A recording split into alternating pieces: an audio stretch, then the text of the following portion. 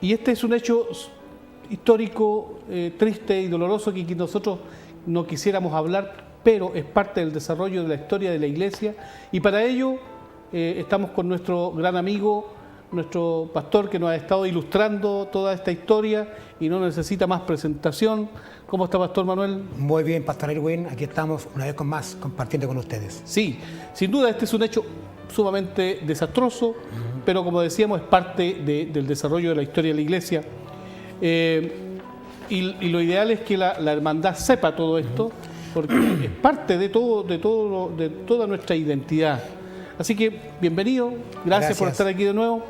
Y vamos a hablar de esta otra parte de los hugonotes, un hecho tan trascendental, tan complejo, que es un hecho que sucedió allá en 1572, el 23 y el 24 de agosto, para ser más exacto, y es conocido como la matanza de la noche de San Bartolomé. Y usted, por supuesto, nos estará contando esta matanza en masa que sufren nuestros hermanos protestantes allá en Francia. Sin duda, cuando uno se introduce en la historia de la Iglesia, da ciertos parámetros o da las indicaciones, las causas. Y esta rivalidad política, por decirlo de alguna forma, entre católicos y hugonotes o protestantes calvinistas de Francia, fue la causa de este terrible episodio de violencia, pastor, que sucedió ahí, y que la historia lo data como las guerras religiosas en Francia del siglo XVI. Y estos hechos comenzaron justamente, como lo habíamos dicho, el 23 y el 24 de agosto, de acuerdo a lo que indica la historia aquí en París, pero estos hechos se extendieron durante los meses siguientes, ¿cierto?, en toda Francia, y esta masacre estuvo precedida por una escalada de tensión con tres momentos cruciales anteriores. Una es la paz de Saint-Germain en 1570, el segundo es el matrimonio de Margarita de Valois con Enrique de Navarra, y el tercero que tiene que ver con el atentado contra el almirante Gaspar Coligny, que es el líder de los hugonotes, y es ahí la pregunta, Pastor Mosqueda: ¿quién fue este hermano, quién fue este almirante Gaspar Coligny? Bueno, este joven cristiano, muy esforzado en la vida reformada que estaba ocurriendo en Francia, era un apasionado del Señor, de la Biblia, de la nueva forma de hacer iglesia, y se conforma de alguna manera en un caudillo, en un líder innato por su capacidad tanto intelectual y guerrera, en el poder estar atento a todas estas situaciones que estaban ocurriendo en Francia ya proveniente de Alemania. Este era un soldado de tomo y lomo, un guerrero, un cristiano, un hugonote, un reformado, pero que en su teoría era un soldado común, pero por ciertos temas que estaban ocurriendo, los reyes, los que regían, lo llevan al grado de almirante, con un objetivo muy determinado, muy claro. Por tanto se convierte en el almirante Gaspar Coligny. Mediante esto hay una apreciación o una aparente amistad o cariño de parte del rey Carlos IX, donde siente tal vez simpatía, ve un hombre guerrero, empeñoso, que está dedicado también al reino, que está preocupado. Pero por otra parte está la reina madre, Catalina de Médicis, que ve este ataque intelectual o religioso como una amenaza para su reinado, para su gobierno como monarquía.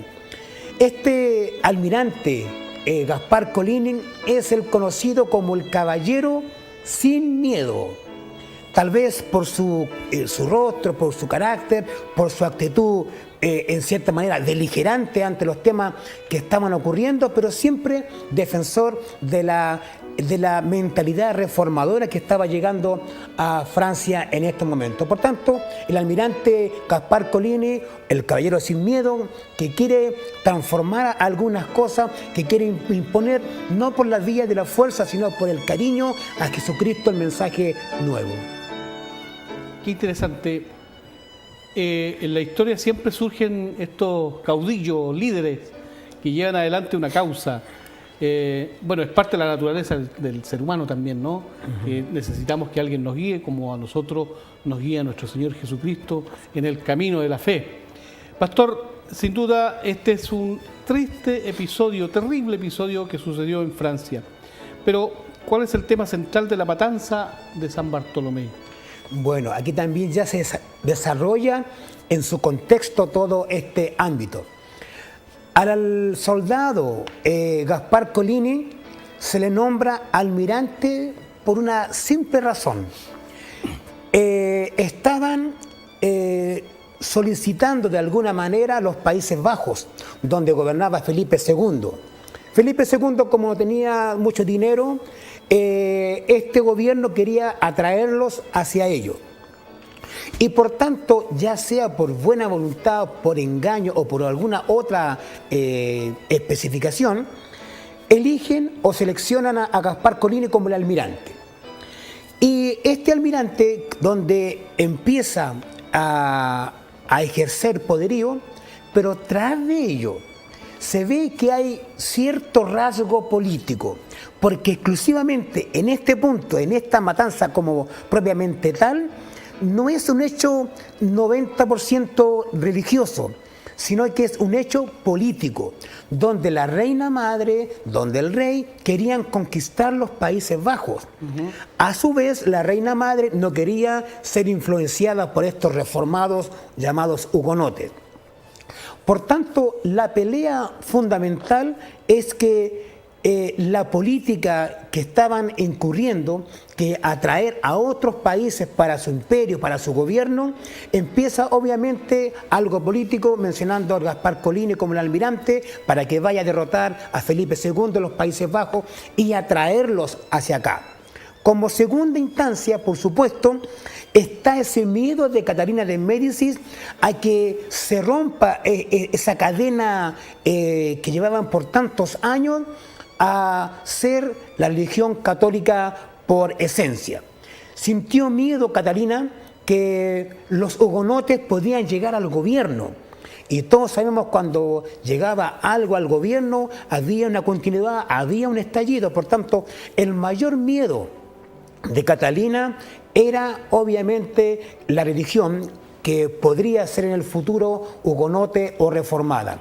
Pero en su centro, en el bloque principal, era una pelea política, donde empiezan, por supuesto, a matar, a asesinar a todos los reformadores, a todos los reformados, a todos los hugonotes por mucho tiempo. Se inicia, como usted bien dijo, el 23 de agosto de 1572, pero dura 3 noches. Por tanto, esta matanza, esta carnicería, se convierte también en la noche de los cuchillos largos, donde las espadas, obviamente igual los armas, los arcabuces, las pistolas de aquel tiempo, también empiezan a matar a muchos cristianos en ese tiempo. Hay una ambición doble, hay una ambición política de atraer para acá a los Países Bajos y una ambición de mantener la religión católica oficial en el reino de Francia. ¿Cuántos hermanos murieron? Aproximadamente, no hay cálculos oficiales tácitos, pero sí hay una enumeración muy abultada para el país de Francia, que eran no muchos, pero en 3 noches mueren acerca, voy a hacerlo muy en global, entre 20.000 y 30.000 cristianos reformados por una ambición política, por una ambición religiosa. Mueren hermanos nuestros defendiendo solamente a Jesucristo. En aquel tiempo se amaba el Evangelio, se amaba este amor por el Señor, porque habían contradicciones contra las opiniones que estaban, ¿cierto?, en Alemania, con el Papa, con los abusos, que volvamos, como usted bien dice, volvamos a las Escrituras. Entonces, este ambiente en Francia también se hace notar. Los padres le enseñan a sus hijos a llevar el mensaje del Evangelio, y estos jóvenes mueren, no peleando espada a espada, sino que ellos son asesinados en las noches, en las calles, en los días. 20.000 a 30.000 hugonotes es algo aberrante. Es un genocidio, podríamos decirlo de alguna forma. sin duda, esto nos da una tremenda enseñanza en el día de hoy, sobre todo en Chile, que en Chile hay libertad religiosa, hay libertad de predicación, libertad de presentar a Cristo, y aquí vemos, de acuerdo a la historia, eran otras circunstancias y cómo estos hermanos estaban dispuestos a morir por la causa de Cristo. Es para reflexionar, querido hermano, querida hermana que nos está mirando en este programa. Siguiendo con nuestro ciclo de preguntas, porque es importante conocer estos episodios, pastor.